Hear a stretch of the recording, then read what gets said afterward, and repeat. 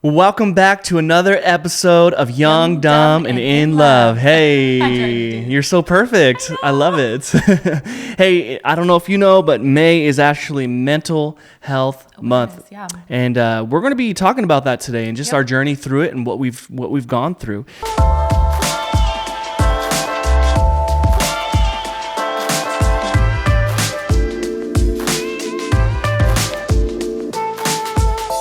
Hey, before we get started, I just wanted to share real quick just a review that we got on our podcast, which is very exciting. I've actually heard this. If you haven't yet, write a review. Please write a review. We want to hear from you and all that you're saying about our I love it. podcast. But we're excited to share this. This one is from Katie. She says, obsessed, 5 stars. Let's go. Thank you. Thank you. I am absolutely obsessed with your podcast. I look forward to it every week. Definitely gets my Monday going and some things for me to think about. This week, unpacking baggage really hit home and was extremely helpful and relatable to a T. I love how open, real, honest, and raw you guys are. Wish the episodes were a little bit longer, but that's okay. I will take it. You guys are awesome and can't wait for more episodes. Hey, thank you so much, Katie, for leaving that review. Yeah, we really appreciate that. It's awesome. It means a lot to us. But hey, we're going to be talking about mental health today and just our journey and all that we've walked through together as a couple. And we call it Young, Dumb, and In Love for a reason. We were young when we got married. We made a lot of dumb choices in our marriage. Mostly me, not her, but mostly me. We're still in love, and we've made it through, and we've gone through hard seasons. And we just wanted to take time to just talk about this. And this has been on our minds a lot lately because for me, I've seen a ton of growth in my wife from day one. And to see where she was and where she is today, it really took work and it took a lot of effort and it took knowing what was going on, not just on her side, but on my side too. I had to know what was actually happening to my wife, like what was going on inside of her brain. And I remember telling her like, hey, I don't know what you're feeling or how to feel what you're feeling because I've never felt that in my entire life. And it was really, really hard for me. And so it was a journey to walk through that with my wife and to experience that. But to see her go from where she was to where she is today, actually, there's something that you used to say. I'm trying to remember what it was. From the pit to promise. Is that what you would say? From pit to promise. Yeah. It's really, I think it's from a book that I read, which would be a great book actually for me to pull out and kind of go through some of the stuff in it. But when I used to think like, oh, maybe I'll write a book someday, I used to think like from pit to promise, just kind of like how when you're in the struggle of mental health, it feels like a deep, dark pit. And I guess for me, that's how I always kind of looked at it in my darkest. But I kind of wanted to just start by saying a couple things. One, I am not a mental health professional. Not at all. I am not licensed in mental health. The experience I have is more of like a firsthand experience. Yeah. So I always encourage people to seek out counseling, therapy, whatever that may be. Because this is a great space for us to be able to talk about it, but everyone is different. Everyone's journey is different through it. And so I just always want to kind of just make sure people know that they're seeking help in the right spots as well. This is a great avenue to be able to discuss it and maybe get some tips and some thoughts but seek that help that you need, But yeah, pit to promise. Yeah, definitely. And I remember you saying that, and it rings in my head whenever we're going through hard times. Like, okay, yes, you might be in a pit, but there is a promise that God has for your life. And even the one verse, though I walk through the valley of the shadow of death, I fear no evil. So, like, I was thinking about that, and he doesn't say, though I sit in the valley of the shadow of the death. He doesn't say, though I sit, though I lay, though I anything. Like, he's like, no, though I walk. I am walking through the valley of the shadow of death. I'm moving through. I am doing something about what's going on inside of my life. He's not just sitting in that. He's walking. And that's, when it comes to mental health, it is a daily walk that you have to do every single day for yourself, for your spouse, for your family. You have to get up and walk every single day, no matter what it takes. And sometimes some days are harder than others. And some days you don't want to get out of bed. Some days you just want to sit in your closet, or you just want to cry, or you just want to do these things. Yep. And you know what? That's okay. But at the same time, it's so healthy for you to get up and walk out your faith and the promise that God has for your life. You know, you could probably speak into that a little bit more, because you've been on both sides where you've sat in your closet. Yep.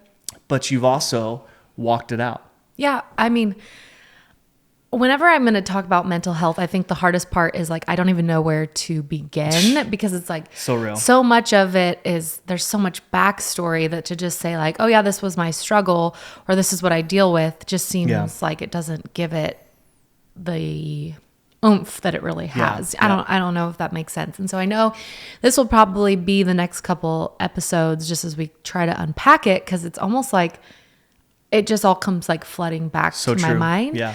But to kind of just understand, like from the time I was a little girl, you know, struggled with anxiety and lots of different factors that kind of went into that, and had to see the school counselor like pretty much once a week just to kind of deal with some things like some family stuff that I was going through. Yeah. And so from the time I was in elementary school is really when I could go back and kind of start pinpointing like where it started.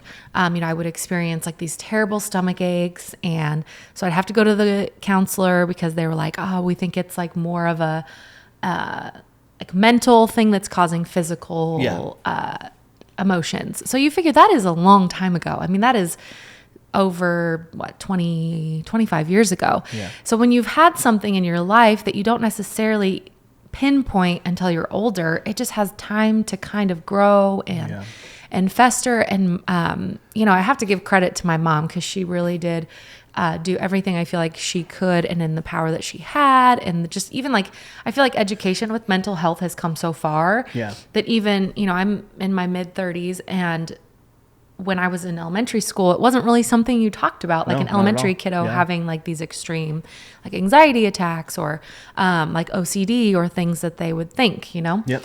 And so it just kind of like progressed the older I got, and there was lots of things I did as a teenager. Even I went to counseling, and felt like I was probably towards the end of my teenage, like 16, 17, felt like I had a pretty good handle on things. Yeah, for sure. Like I could, like when I met you, I didn't notice anything. You didn't really know. I didn't know anything about it. You know, and I don't think I was trying to keep it like a secret, because it just was like, okay, that was just something I struggled with when I was little. Yeah. Or it's something I outgrew, or whatever it was that I thought, you know, or maybe I was so busy, you know, I was a teenager and I was in school and I played sports, and I was so busy that I'm not sure I had the time. I don't know, but it kind of took a back seat for years. You know, and little things, because I'm quirky. There's certain things that definitely are, you know, probably like mental health related that I do, but that it could come off as just like almost like cute, maybe like, oh, it's for sure. I don't know if cute, but like maybe just annoying, but like asking every night, did you check this? Did you check that? Like you're not thinking that there's like a deeper every night. No, it's real. Hey, did you lock the doors? Yes, babe. Are you sure? Yes, babe. Did you check the oven? Did you check the oven? Yes, babe. So are you sure you locked the doors? Did you set the alarm? I'm just going to go back downstairs and check them all again real quick, just for you. But then I'm always like, did you make the coffee? Did you make the coffee? Did you? I'm like, oh my Lord, child, please. Coffee is just more of a preference. Honey, trust me, I did it. But you know, like in the beginning of our marriage, you would think like, okay, so she's just wants me to double check the door. Like that's not a big deal. But really, it was more of a mental health thing than it wasn't, you know? So, I mean, we went years without even knowing. Where I don't really think he really knew. I mean, I think we talked about like, oh yeah, when I was younger, I kind of struggled with this. I didn't know anybody who really struggled that bad with it. Yeah. Maybe I did. I just didn't know that they did. Yeah. Well, and I remember I would tell him like, yeah, like I struggled. Like when I was little, I would have like elementary, junior high, like a piece of paper. And if my name wasn't like perfectly written on the little line, I would just throw away papers. Yeah. I mean, there's times I'd have like 20 papers in the trash because my name wasn't like perfect, you know, but if you don't really know a lot about mental health, you can find that annoying, or just like, oh, she's just a perfectionist. Oh, she just expects too much from herself. You know, when that root was really, it was deeper, something deeper. And so unfortunately, because I spent years not really working on it or really giving it any kind of thought or attention, it grew and grew, but like quietly grew. Yeah. And I wasn't aware. Yeah. Yeah. It was like a sea monster growing underwater. You have no idea how big it really is until it emerges out of the water. Right. Like that Mario game. Yeah. That's what I'm thinking of right now. Where you're like, your remote shakes. Yeah. And whoever gets the biggest like sea monster. Yeah. We play Mario a lot with our kids. Yeah, Mario Party. But I mean, all joking aside, it was just kind of growing, but I wasn't trying to hide it. Yeah. But I just didn't really recognize even some of my own patterns, and then I got pregnant. Yep. And I think that it like shifted your hormones or something. I mean, there's lots of speculation, but I got pregnant, did pretty good during pregnancy. I mean, I was young in my early 20s. And then I had, Gabby in 2012. Yep. And that kind of started opening the box, I think, and it kind of got chalked up to postpartum. Everyone was like, it's just postpartum, not just, but like that's the easy thing for people to say. It's postpartum. It's because you had a baby. Okay. So take medicine. Great. Okay. So I start taking medicine and then I start feeling better and then I stopped taking medicine. And that kind of went on too for several years. Over and over. Yeah. Do it, don't do it. Yeah. Do it, and I just thought like, well, I'm feeling better and I don't want to be on medicine because I felt like I had a hard, I did. Yeah. Well, and if you have ever taken medication or you are taking medication, I would always kind of tell Julian, like, it's hard for me because sometimes I feel like then I don't experience any emotion. I mean, yes, of course, the great thing is those negative emotions do seem to kind of go away. But then I also felt like I was losing the happy emotion too. It was like I just felt sort of flat. Yeah. And so I would stop taking medication or whatever. And so come to 2000 and gosh, I don't know, 13 when we moved? 12, 13. So we moved 13. Yeah. Because I mean, I coped to a certain extent. Yeah. I mean, new mom. You were still close to hard. Parents. You were still in your home. Yeah. I would go visit my parents. Like we lived close to my parents, like close enough that on the weekends when Julian would work, I would drive down, spend the weekend with my parents. Yeah. And then. So you had ways to deal with it on a level that you were comfortable with. That was normal for you. I'm very, routine. Yeah. Very much a routine person. Yeah. So I had a routine. I'd get up every morning. I went to the gym. I worked a part-time job before Julian worked in the morning. So I would go to work for 3 hours, meet him, pick up Gabby, go home. It was a journey. So I had processes, which a lot of times, of course, if you deal with mental health, that it's, when you have a good schedule of like, I work out, I do this, I do that, it really helps you as you're walking and journeying through. Yeah. So anyway. Yeah. You had your routine. Fast forward, Gabby's like 1.5 years old, and Julian feels like transition's coming, and we ended up moving to New Mexico and to youth pastor and help out with the youth ministry out there at a church. And that when we first got there, like it was pretty good. Like things were going pretty well. Yep. We had our new place, but then we moved into this house that had a lot of triggers for her, and we were just renting, thank God, but we were renting this house and had a lot of triggers. A lot of it had to do with her safety, the way she felt when it came to safety. We actually lived right next to a main road, like our side wall right over that was a main road, so cars, and then there was a lot of construction going on, so there's big old trucks with their compression brakes were always driving by, and it was a poor choice for a house, but it's what we ended up with, and literally that's when it all started. And she would be like freaking out about stuff, and I'm like, babe, it's not a big deal, like it's okay, like we're gonna be all right. If there's a big wall, there's and then there was ants in the house, and that caused something, and then it was like almost like all the things that were happening kind of just compiled up on top of each other. Yeah. And then all of a sudden one day it was just the sea monster emerged. Like it all came out, and I'm sitting there in utter shock, like, what happened to my wife? Like everything's been good, and then right now I feel like I'm going to lose her. Like that's how bad it is, Yeah. Well, and it was hard because I really didn't feel like I had anyone other than, Julian, where I could be like, this is what, I mean, I could talk to my parents and and stuff, but they were far away. And so here, you know, I'm still pretty young at this point. I mean, I was like 24, 25. Yeah. You know, and so I'm still pretty young, a new-ish mom. Gabby's just almost 2 years old. And I remember it just feeling like I couldn't do it. And I couldn't function normally. And it was starting to just like affect every part of my life. Yeah. And so, I mean, I tried so hard. And that's the thing is like, I mean, I would take Gabby to the park and I would take her here and take her there. You tried very hard. But I just did not like being in that house. It's like that house became this like trap and this like prison. And so I would like lay in the closet, like he said. We had like this closet and it had like these little like shutter doors, and I would just like lay in there because it was dark and it was quiet, you know. And so Julian would come home from work, and if he was home from work, I would just like lay in the closet and just be like, you can watch Gabby. I have to go do whatever. And it was just starting to affect every single facet of my life. Like I could barely function. I could function to take care of Gabby, but had it not been for Gabby, I'm not really sure what level of functioning I would be doing. You know, and then I would have like these little like, oh, I'm doing pretty good, you know? But unfortunately at the time I did not feel like the community that we were connected to was a safe space for me to be able to be honest about my mental health struggles. Yeah. You know, and that's a very sad, I hope it's not like that anymore, but it's sad to see that some faith communities, churches, don't necessarily have a very good grasp on helping people with mental health and coming alongside them. And so I just really didn't feel like I had that safe space. And so, I mean, that's really, I would say those few years we lived in New Mexico, almost 3 years, it just got worse and worse and worse. And I did go on and off medication. And it got to a point, we moved out of that house, we got a new house, and I really thought like, okay, it's going to be better now. Like I'm going to do so much better now. And it did. And it did for a minute, you know. I would say like we had really good moments in that new house.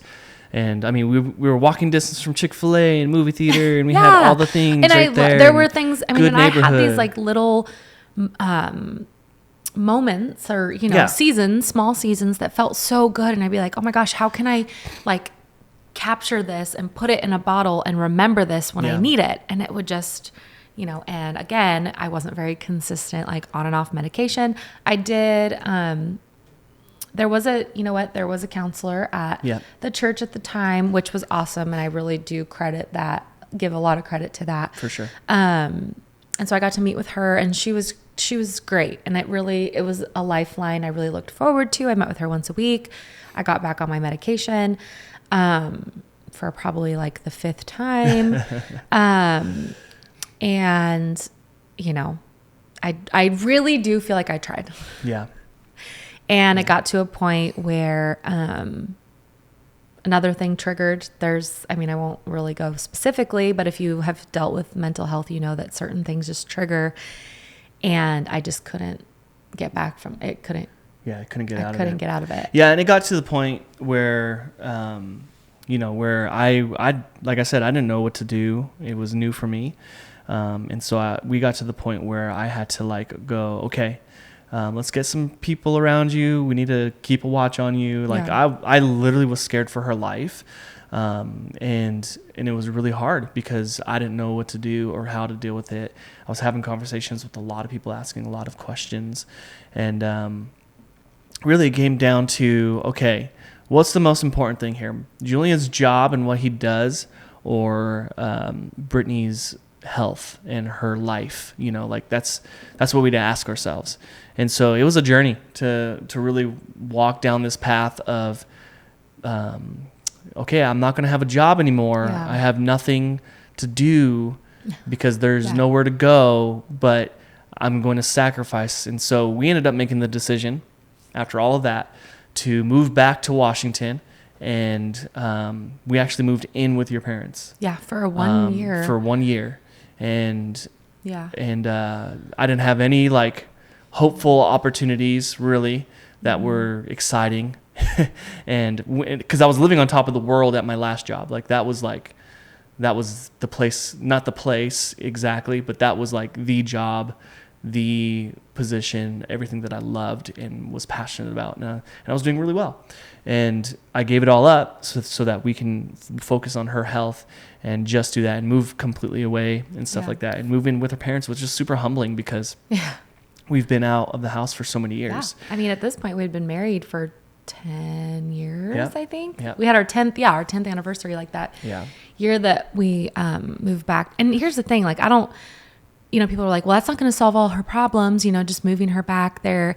And I totally agree. I mean, but it gave us a safe space to really figure it out and heal, and gave us that extra support, like with Gabby too, because, I wanted to make sure that we kept her life as normal as possible, which got really hard. When you're suffering with mental health and you have kiddos and you want to give them the best life and you care so deeply. I mean, you love them more than anything else.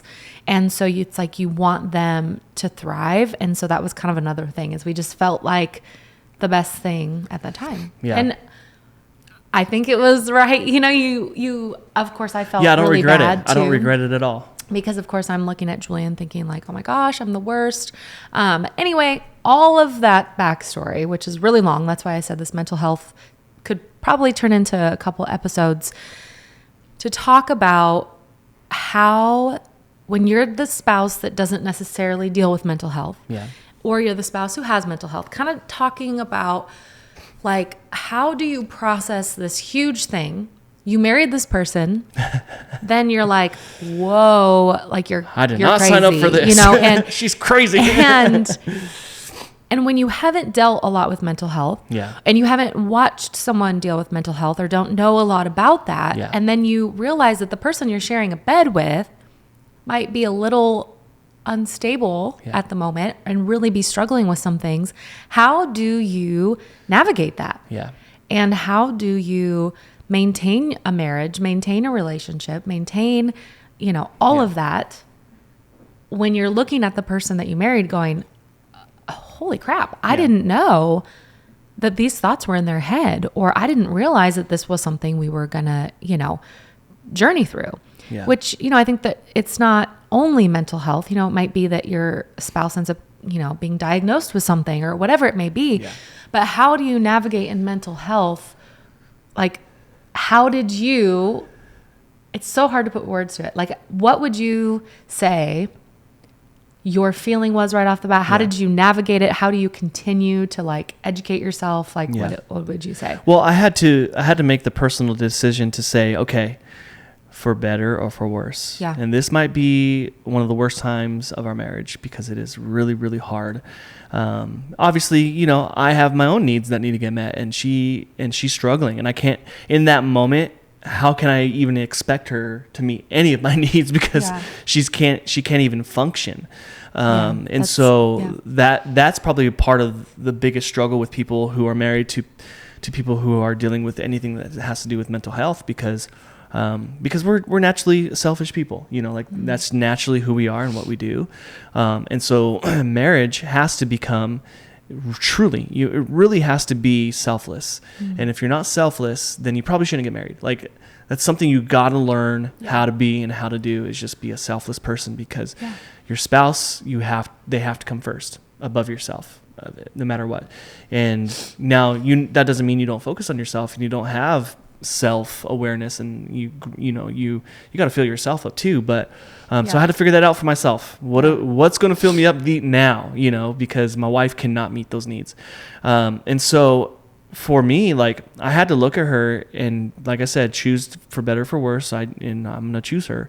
And in this moment, when I remember looking at her, and just my heart for the very first time, like, started to feel somebody else's pain. And because I'm not like the most, what would it be, empathy? I'm not the most empathetic person out there. I think it comes from you being just really positive. Like, you try to have positive because you care about people, but you're not one to necessarily feel someone else's pain. Well, naturally. I've had to learn how not to feel people's pain too much, because being a pastor for 15 years, I've sat with so many broken, hurting people that, man, like, it's depressing to go home and take all that on, and then go home and like carry that weight, because you naturally want to carry that weight because you care so much for those people. And so I've had to learn how to separate my brain to not carry people's weight and take it home, you know? And so because of that, I think it almost turned me into a less empathetic person, because I think that naturally you probably weren't like the most empathetic person. But for me, it was you have to learn how to like. It was a practice thing because I didn't want to be bogged down by all the things I had to work with when it comes to the people in our church. Yeah. And so I had to like relearn how to feel her pain. And once I did, I had to, and it took prayer, it took time, it took effort. But like I literally started to feel what she was feeling, and it hurt and it broke my heart. And I think because I felt what she felt and my heart started to break for her, it was easy to do whatever it takes to take care of her and to get her healthy. And sorry, I have the hiccups. And that's okay. And to get her healthy. And so but it's a choice I had to make, though. Like at the end of the day, it didn't come naturally. Yeah. I had to make the actual choice to say, I'm going to do whatever it takes to make sure that my wife becomes healthy again, because I know who she is. I know what makes her happy. I know the best part of Brittany. And so my job is to bring her back to that place. And so whether it cost me $30,000 or it just took time, or it took me quitting a job or moving across the country, it didn't matter. Like at the end of the day, when I quit and we moved, nothing else mattered. The only thing that mattered was my wife. Even when we moved, like I sent her home and I finished packing up the house and I drove across the country, and just made it happen because I needed to take care of her. And yes, it was hard, and it was really, really hard to be selfless in that sense. But I went to bed every night knowing that I'm doing what I can to take care of my wife, because she comes first. Yeah. So above everything else. I think in that season you kind of transitioned from, yes, you're still partners, but you became a caretaker of me, and it was a lot. It was. And like I wouldn't eat. Just like wouldn't eat, because I'd be like, I fed Gabby, but like you dropped a lot of weight during that season. Like she was just not healthy. Unhealthy. Just very unhealthy mentally, physically. I just couldn't see reality. And that was the thing, is he could have told me over and over and over again, that's not true. That's not true. How you're feeling isn't true. But that is how I felt, and that's what I believed. And so I think one of the things, and even in the next episode, we could talk about like how you had to stop telling me what you wanted to say. Yep. And start speaking to me differently even. Yeah, I did. And be calm and all these things that were not necessarily a natural reaction to what someone was saying. Well, naturally it was frustrating. It's very frustrating. And I could see it because, when you love someone so much and you see that they're so down and they're in such a place of darkness, you want to be like, come on, like just get out of it. Like, what is wrong with you? Like, come on. And I think, because Julian is more naturally optimistic and happy. It was hard for him not to just be like, I don't understand why you just can't be happy. Yeah. Like, just be happy. And I was thinking it, and so then I think what happens is the person who's struggling just feels more shame and afraid to tell that person how they feel, because then I'm like, well, you're just going to tell me to be happy. And literally, if I could feel happy, I'd feel happy, but for me, it wasn't that easy. There was so much more going on. And so, we moved back to Washington, and it was a new journey of just like, okay, how do I get healthy? And I still had to walk all the steps, take my medication and, like talk through things with therapists, whatever it may be. But I started to kind of become myself again, and I don't, it's hard to say, I think, like exactly what it was that really triggered, I went through a lot of therapy. I had to go through and do a bunch of like things my family had struggled with, dig deep into like my childhood and what happened and how did you get to this place. But I think a lot of it just boiled down to, I felt a lack of safety and security, you Yep. know? And so I had to walk through that. And so now, you know, you fast forward and I'm still walking these steps every day, just differently, you know, and it's been years. You figure it's been 8 years. Yeah.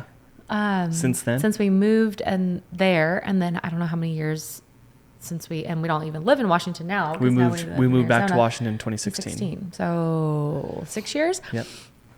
ago, you know, still like recognizing triggers. And I had to do a lot of hard work. I think that's the thing is you see someone, like, what did you say the other day on Worship and Creative? Like, don't judge someone's, like, don't judge your journey. Oh, don't compare yourself to someone else. Don't compare your beginning to someone else's middle. Yes. Because you don't know the journey that they've walked through. Yes. And that was so good. And I know you were talking more like creative or pastoral, but for me, it was like my mental health journey. Like, if you look at someone now who, you know, maybe from the outside, someone's like, yeah, but now she's, you know, she has a real estate, you know, she is a realtor and she's doing well in that. And she has a podcast and she has this and whatever it may be. They don't see that I'm still every day. I get up early before everyone wakes up. I get in the Word. Yeah. I pray. I go on long walks to clear my mind. Yeah. I work out. I eat healthy. I have to do these things to continue the journey I'm on. Yeah. Because if I don't keep walking, you know, I'm like, I could roll backwards. Yeah. And so, you know, having that and that support from Julian, I mean, really, I tell Julian, like, you helped save my life. Yeah. And I'm so grateful. So grateful, because instead of him looking at me and just shaming me and hating me or becoming bitter, he loved me enough to see who I really am, see what I could be again, and just continue to call out that goodness in me. Yeah. Like, you are an amazing woman and you are going to make it through this. Yeah. And he gave me space to be that, while also smothering me with love and attention and food to make sure I ate. Yeah, for sure. Because he didn't want me to get too Trying skinny. to feed her like a baby birdie. But I have since gained all that weight back, so do not be concerned for me. And some. But the testimony now that you can give and that we can give to our marriage, I say that our marriage is so much stronger. Yeah. And that really we can take on anything, because when we walked through that season, For sure. it was really our darkest season. Yeah. You know, and other people, they have, you know, maybe infidelity is their darkest season, or a loss of a child. You know, ours was a mental health, and that was I would say that was our darkest valley. Yeah, absolutely. But we journeyed through it. And Yep. so now when things come, we've like developed this grit that came from that season. Yeah. You know? Yeah. Yeah. And it's true. You said it perfectly. We developed a grit. We developed muscles. It's just like working out. You know, you have to develop your muscles to be stronger in certain areas, you know, and it doesn't happen overnight. You can't just do one workout and show up the next day and be a bodybuilder and compete in a competition. Like, you actually have to. You mean you can't just like sign up for a half marathon and then like run it like a month and a half later? Okay. You don't have to bring up the past. Be sick and then get the C word? Oh. Yes. Okay, that cool. happens. Yeah. But no, I know what you But mean, I'm yeah. a testimony to why you shouldn't just show up to to things you have not trained for. But yeah, it truly is. It's a daily thing. And like she said, this isn't something that you can't judge her middle to someone else's. If you're there if you're there at the very beginning, you can't look at her and be like, well, why is she doing so good? Doing like, so much better? She's doing better. Yes. Does she still struggle and still work through it every single day? Absolutely. But it's taken, we're 6 years from our darkest valley. We're 6 years though from the time that we moved back. It started. Yeah, it started 8 or 9 years ago. You know, and really, yeah. We're so technically we're 8 years in. It's taken a lot of effort. Even last week she was going through it, and I'm like, okay, babe, like, what's going on? And I'm just trying to talk to her. We're bringing her out of it. But the hopeful thing I think people can have is that, like, last week was a hard week for me, But we recognized it. We talked about it. Exactly. You gave me space to work through it. I didn't have to feel shame or embarrassed. You know what I mean? And so it's like you can develop this, I don't want to say system, but almost like this, you recognize it, you know, and it's not that I want to have this struggle forever. And trust me, like I've asked the Lord, like, okay, how come I still have these things? And it's a daily process. Yeah. It just is. Yep. And I don't know what that looks like for me 5, 10, 15, 20 years from now. Maybe it won't be a struggle anymore, you know, but I have to work every day. Yeah. And so the next couple of weeks, we're going to be talking about this from two perspectives. We're going to talk about my side and just what I did to help her, but not only to help her, but to help me. And my ultimate goal is that if you're a husband out there and you have a wife who's going through this, man, I don't want you to give up.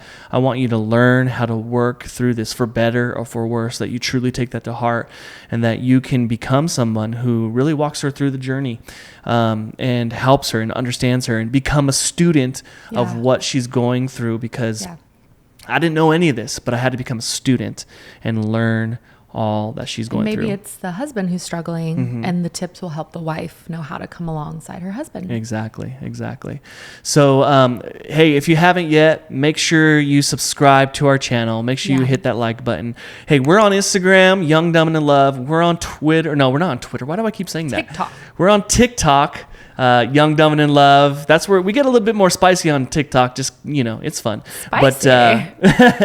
But make sure you subscribe, hit that like button, and share it with everyone you can. And if you can, please leave a review.